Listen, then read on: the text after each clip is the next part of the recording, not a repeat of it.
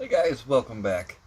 Today we're going to bring you up to speed on the 64442, and I'm going to show you the shop truck, the power plant for the shop truck.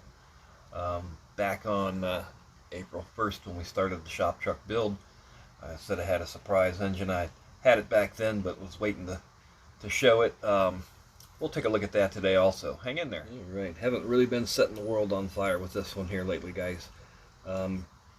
With some work, things going on around the house. Had some excavating done in the yard, sewer issues. Between all that and getting ready for summer and that, bench time has been at a premium. So we have worked on the 64 Olds a bit. To start, the trim that ran along the length of the car at the body line up top here, we took that off. That was very fine, and believe me, it doesn't take a lot of sanding and cleaning for you if you hit that once or twice to start to really knock it down and make it weak looking. A scuff pad could damage it real bad. Not only that, I just didn't like the look of it. I'd been looking at pictures of the cars with and without the trim, and I'm not a big fan. So we just took it off altogether. The Cutlass emblem and the 442 emblem on the front fenders, we got rid of those. And then we did some rough sanding in this area where that dent was. On the opposite side of the fender here is where the firewall rests, and there is a dent from where there's locating, I guess, there's raised areas like brackets, I guess you would want to call them, behind here to locate the firewall. So that's just rough sanding. This will all be wet sanded with 1000, and then squirt a little primer on it and see how bad it looks.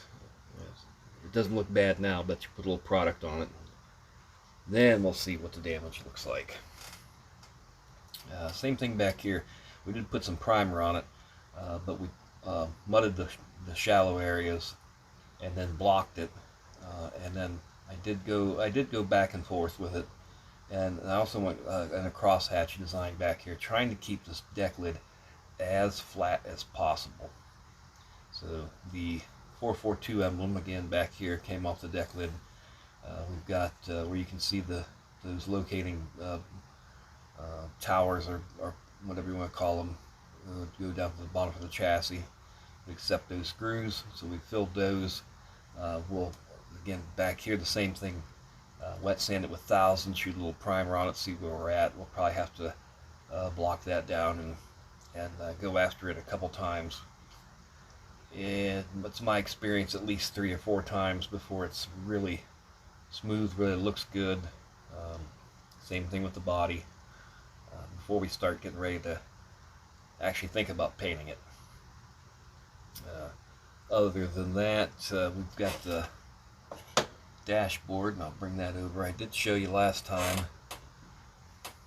We made the inset, the plastic inset for this area where the decal is, and that was to give the decal somewhere nice and flat to go.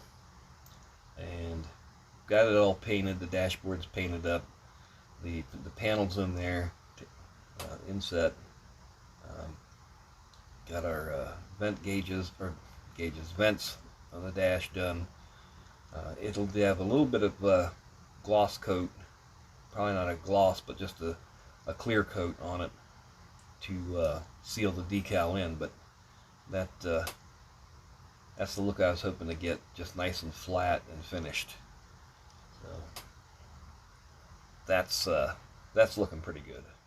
Alright guys, for engine, we went 3D printed Chevrolet 632 crate motor from Iceman Collections. I don't deal a lot yet with 3D printing. I don't do any myself, so I've bought some products so far.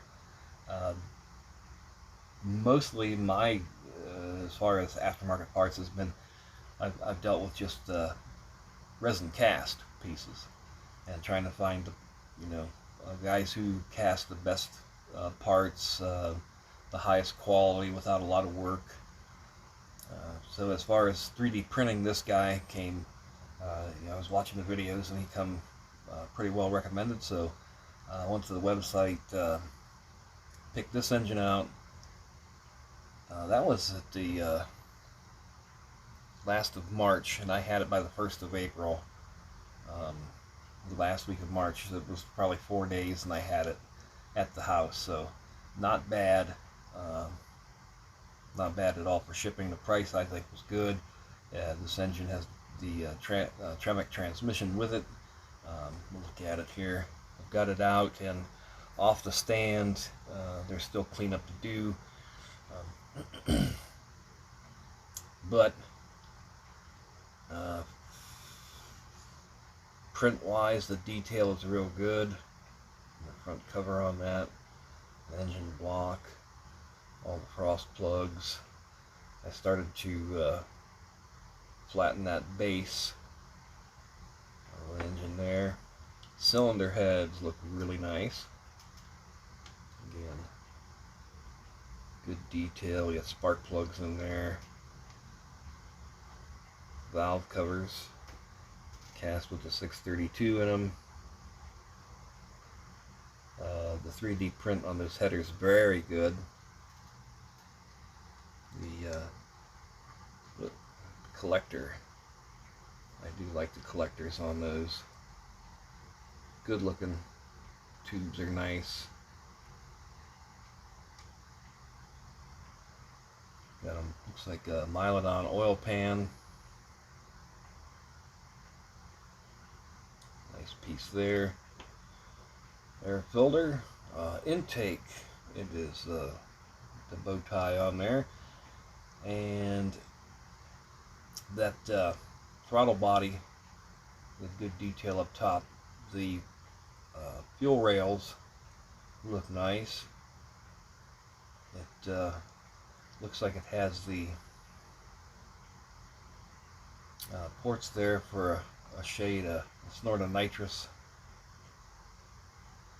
and there's a water outlet. Now on the crate motor, they would run the ignition coils in that valley below the intake, and they're not printed on this one, so we'll just put the ignition coils on the firewall, relocate them to the firewall, I guess. The front pieces there, they are there's two of them. I don't know if that's supposed to be that way. We've got one that's there, look identical, except there's one that's clean, printed clear there. So breathers, I put them in a little bag. But, breathers, and then some other accessories there. Water pump, oil filter. We've got a alternator, another pulley. Nice looking piece. Only, now this isn't with the 3D print or anything, or Iceman collections, but my big gripe with General Motors, and I'm a GM man, guys, was when they introduced this engine. It was at SEMA last year, so last November.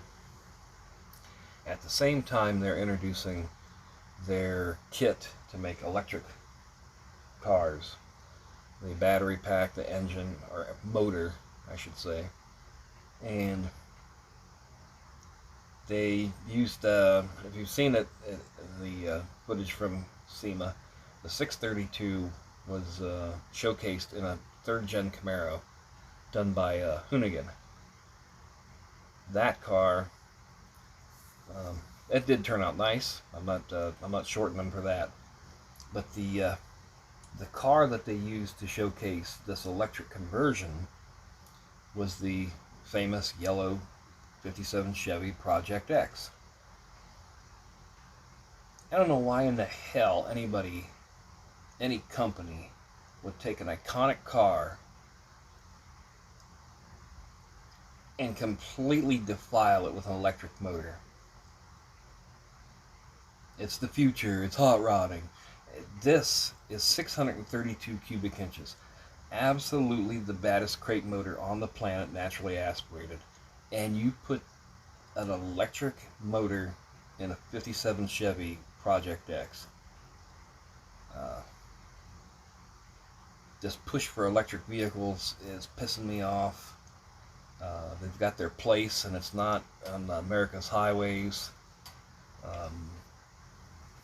My opinion, ladies and gentlemen, is they have no soul. 632 cubic inch big block has soul.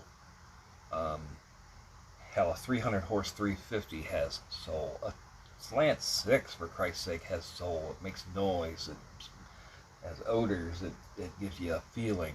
Even if it's slow, it gives you a feeling. So that's my rant this time. That's my feelings on General Motors, the company I love to hate anymore. So we've got shop truck, some pieces cleaned up in the back. We've been mocking up chassis parts, looking at ride height. Get through with that, then we will get the 632 mocked up, get it between the frame rails, and then see where the headers are going to lie, where they're going to fit to exit the chassis. Once we get that done, then we can look at like radiator and electric fan placement, things on the firewall, brake booster, and the sort. And that's why I gave this build, the shop truck build, such a long time to the end of the year. It shouldn't. There's things going to be going on. Just like I said, around my house here, we've got things going on, and the excavating and that, and work, and then there's going to be things I want to do with my Camaro, and bench time is going to be cut back, and you shouldn't feel like you're under the gun to do your hobby. It's a hobby. It should be fun. So we'll give it to the end of the year to enjoy. It's just so, like I said, the main reason, just so you do not feel like you've got it over your head all the time. Oh my God, I have to do this. The deadline's coming up. I have to. You shouldn't have to. You should want to. All right, guys, that's it this time. We'll be working along on the body on the Oldsmobile. More with the interior also. We've got the Mustang is sitting over there waiting patient, as is the Model A. I want to do some more jam painting under the body, up in the roof line and that, with body color on that. And the Rockford Firebird, we're going to start the chassis on that, and you'll see it next time. Thanks again, guys, and have a great rest of the weekend.